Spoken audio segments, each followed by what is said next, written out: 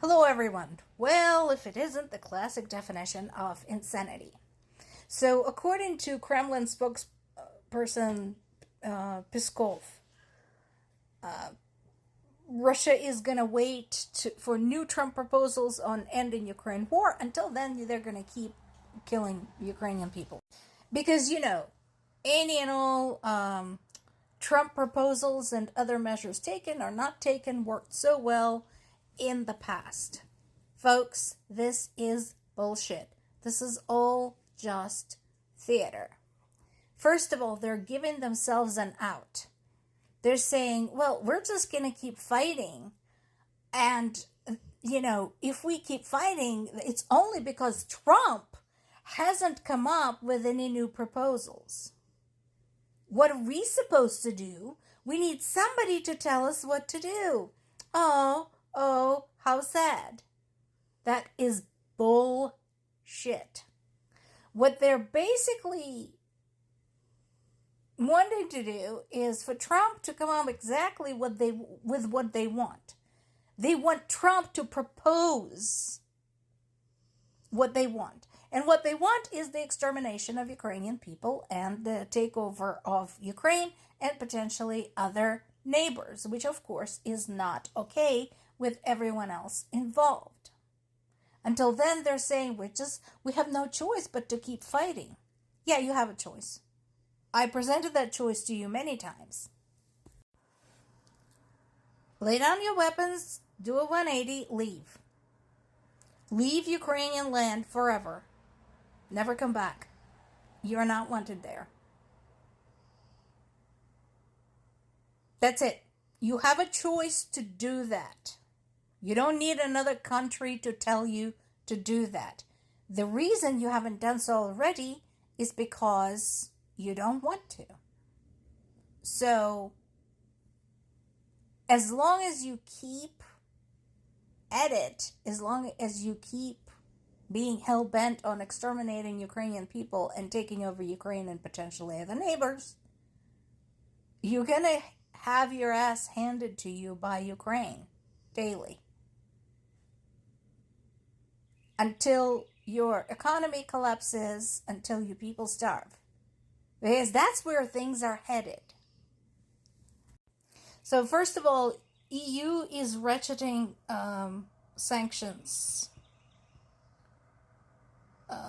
Some of them are a little bit ridiculous, like one of the sanctions is against Russia's president of the World Chess. Who cares? I mean, although that is more than FIFA and the World Olympic Committee have done, so, maybe that's not too bad. Of course, Arkady Dvorkovich, the president of International Chess Federation, is complaining about this and calling it unlawful and unfair. I say, dude, raise it with your government. Maybe stop killing people. Just saying.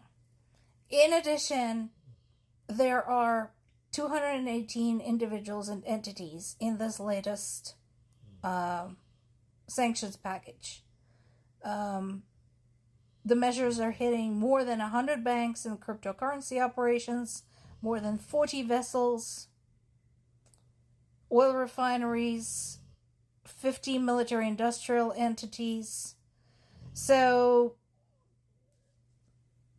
aside from the chess president, this is pretty serious. There's a full asset freeze on 94 Russian financial institutions, and 33 Russian banks have been disconnected from SWIFT international payment system. Moscow Stock Exchange is part of the sanctions package. So this is going to affect not just Russia, but everybody who plays footsie with Russia. Because their ability to pay, to trade, has been severely curbed. In addition, the package targets actors linked to Russia's satellite communication system. So, remember, Russia has been disconnected from Starlink. We talked about this some months ago now. And there are companies that are involved in Russian military-industrial complex because their satellites support Russia's drone traffic against Ukraine. And so now those two are being sanctioned. And while Russia struck the power infrastructure again around Chernihiv and left around 150,000 people without power, Ukraine continues to decimate Russia's military-industrial complex and Russia's economy. Now, here's the thing, folks. Here's the thing. Is it bad that Russia had struck an energy facility in Chernihiv? Yes.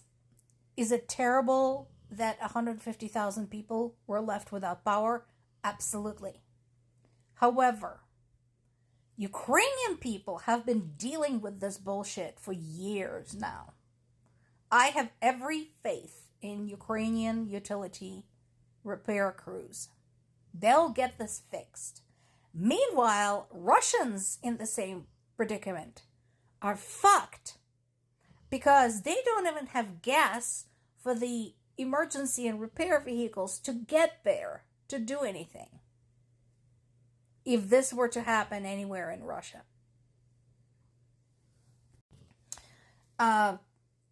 Ukraine continues targeting Russia's major retailer there, Amazon lookalike, and today they struck their warehouses in St. Petersburg.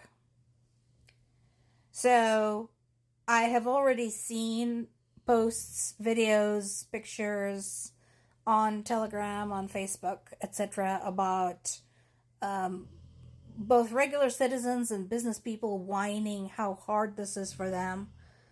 And my answer to them, again, your problem is the person sitting in the Kremlin. He's right there. Get rid of him, get rid of his administration, fix it. This all goes away. End the war. This all goes away. Zelensky is still under pressure to reinstate the former defense minister, Mikhailo Fedorov, who said he would not be interested in any other positions in the government. We'll see if that happens. I mean, considering he buckled and fired Syrskyi, this might happen. We'll see. Remember, the public outcry after the firing of Fedorov was massive, despite all of the risks. So it remains to be seen what Zelensky decides to do. I say just put the guy back.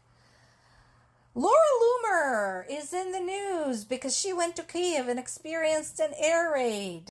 She's now apologizing to Ukrainian people for saying she used to say she didn't care.